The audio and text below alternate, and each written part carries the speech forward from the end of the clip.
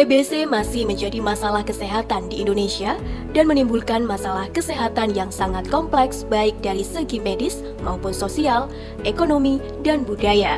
Indonesia menyumbang jumlah kasus TB terbesar nomor 2 di dunia.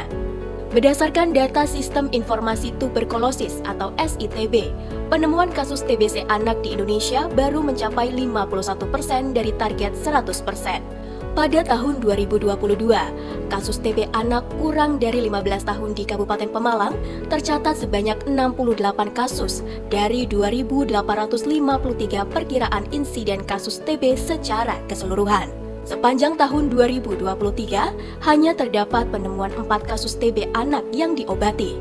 Dari angka penemuan yang rendah ini mengakibatkan anak yang terinfeksi TBC tidak mendapatkan pengobatan sesuai dan dapat menyebabkan kesakitan jangka panjang, kecacatan, hingga kematian.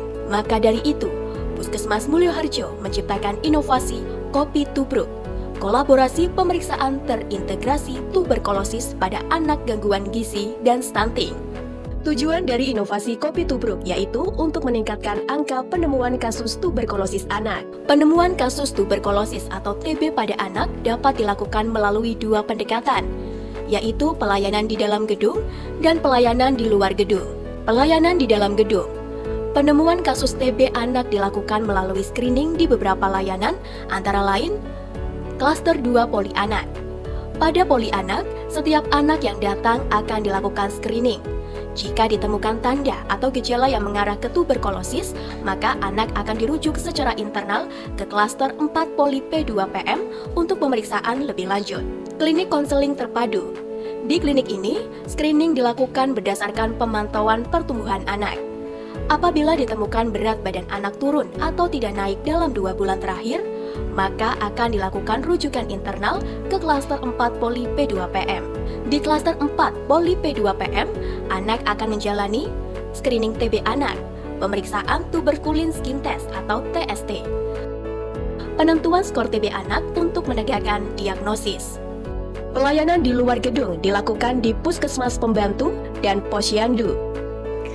Saya Dr. Nur Faizah Menovi MKes, Kepala Puskesmas Mulyoharjo, menginformasikan bahwa kami dari Puskesmas Mulyoharjo mempunyai inovasi yang kami beri nama dengan Kopi Tubruk. Dan kami juga melakukan kolaborasi lintas sektoral, yaitu dengan menggandeng DP2KP dan Dinas Sosial. Manfaat dari inovasi Kopi Tubruk bagi masyarakat yaitu pasien tuberkulosis anak dapat dideteksi lebih dini dan segera mendapatkan penanganan yang tepat serta meningkatkan status gizi pada anak dengan gangguan gizi dan stunting. Inovasi ini juga mendukung kontribusi capaian SDGs nomor 3 yaitu menjamin kehidupan yang sehat dan mendorong kesehatan bagi semua orang di segala usia.